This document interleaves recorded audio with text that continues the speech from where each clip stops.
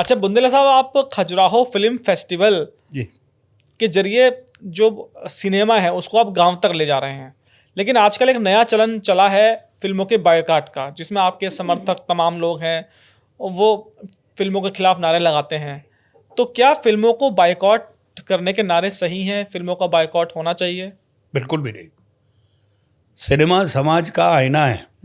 ये जो लोग कहते हैं कि सिनेमा नहीं होना चाहिए, उनको इतिहास उठा के देखना चाहिए। सिनेमा इसके पहले कैसा था और कितना समाज सुधारक था।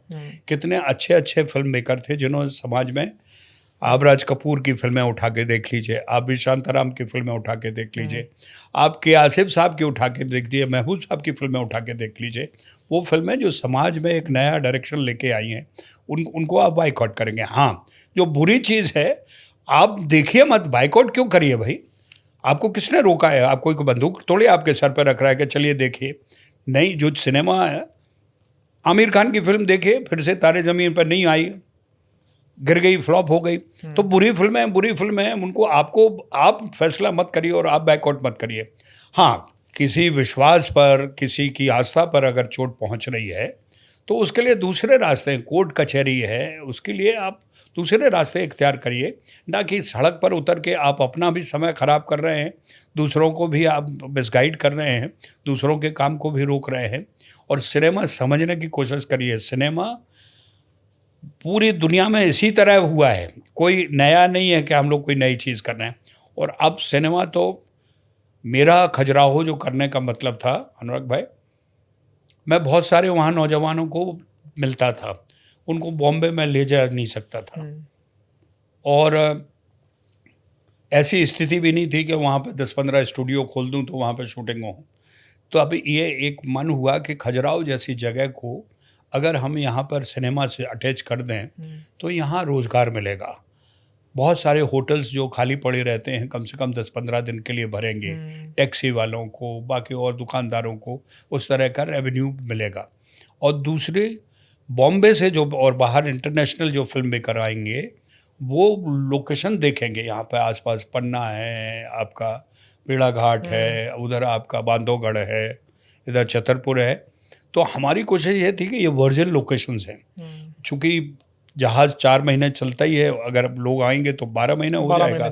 तो पूरी कोशिश इसलिए थी और इसीलिए खजुराहो इंटरनेशनल फिल्म फेस्टिवल हुआ। और उसमें हमें किस्मत अच्छी कि उसमें सेंट्रल गवर्नमेंट ने हमारी मदद की और हमारा राज्य सरकार ने भी। 12 साल देखिए आप, हम लगातार कर रहे हैं।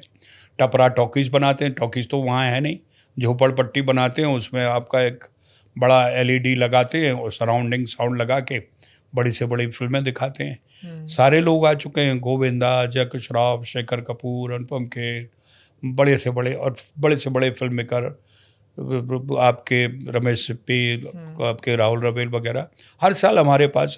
और हम, मकसद यही है कि सिनेमा के प्रति लोगों की जागरूकता पैदा करना। और जो बच्चे बाहर जाके इधर उधर भटक रहे हैं, उनको यहाँ 10 दिन बाकायदा ट्रेनिंग करके उनको ये बताना कि सिनेमा बुरा नहीं है। यहाँ पर रह के भी आप अपने तरह की फिल्में बनाइए, यूट्यूब पर बनाइए, रील्स बनाइए, लेकिन समाज में जो चीज़ आप परिवार के साथ देख सकते हैं वही बनाइए। आप वो मत बनाइए जो अंधेरे बंद कमरे में बाथरूम में बैठ के आप दिखाएं और दिखाएं लोगों को। तो हमारा फेस्टिवल का मतलब यही था और उससे कल्चरल अवेयरनेस है, यही है। आपने कहा कि फिल्मों का बॉयकॉट नहीं होना चाहिए, लेकिन जिस तरह से आजकल शीर्षक आ रहे हैं कि घूसखोर पंडित, यादव जी की लव स्टोरी, कास्ट को जो हिट करते हैं, तो ये कितना सही है? नहीं, ये गलत है। और ये वही कर रहे हैं जो विरोध करने वाले, जो बैन की बात कर रहे हैं, उन्हीं का दूसरा रूप वो है। आप में कोई दम नहीं है, आपके कंटेंट में कोई वो नहीं है, ताकत नहीं है, तो आप इस तरह के सब्जेक्ट और इस तरह के टॉपिक उठा रहे हैं और इस तरह के टाइटल उठा रहे हैं। लेकिन अगर आपके उसमें, आज आप देखिए ना, धुरंधर इतिहास रच दिया। तो सब्जेक्ट है, सब्जेक्ट होना चाहिए। आप रामगोपाल वर्मा की फिल्में देख लीजिए जो उन्होंने पहले बनाई थी, अब तो खैर वो भी, राजकुमार हिरानी की फिल्में देख लीजिए। लोग अच्छे सब्जेक्ट्स बना रहे हैं और अच्छा काम कर रहे हैं। जो दुभाषीय लोग जो समाज में अपना गंद फैलाना चाहते हैं, वो गंद ही ढूंढ के लाएंगे और गंद ही बनाएंगे और गंदगी परोसेंगे ताकि इन लोगों को सड़क पर खड़े होने का मौका मिल जाए और सड़क पर इनको विरोध करने का मौका मिल जाए। अंत में 2 सवाल आपसे पूछूंगा राजा साहब मैं। एक आपके पुराने साथी हैं नसीरुद्दीन शाह साहब। जी जी। जब भी वो कुछ बोलते हैं उनको एंटी नेशनल कहा जाता है, आपकी निजी राय क्या है इसमें? नहीं, वो एंटी नेशनल नहीं हैं, लेकिन वो क्या है, उनके अंदर एक अजीब तरह की कुंठा है, let's put it this way. एक तो सबसे बड़ी बात है कि नसीर को इस मुल्क ने वो नहीं दिया जिसके वो लायक थे। पहली बात, उनको गांधी के रोल के लिए रिजेक्ट किया गया और ये इसमें हमारे लोगों की कमी थी। हमने बाहर के एक आदमी को एक्सेप्ट कर लिया। नसीर से बेहतर गांधी कोई कर नहीं सकता था। अच्छा। और नसीर से बेहतर कैपेबल एक्टर उस टाइम में भी नहीं कोई था और अभी भी उस किस्म की एक्टिंग कोई कर नहीं सकता है। और नसीर को कमर्शियल सिनेमा ने भी एक्सेप्ट नहीं किया।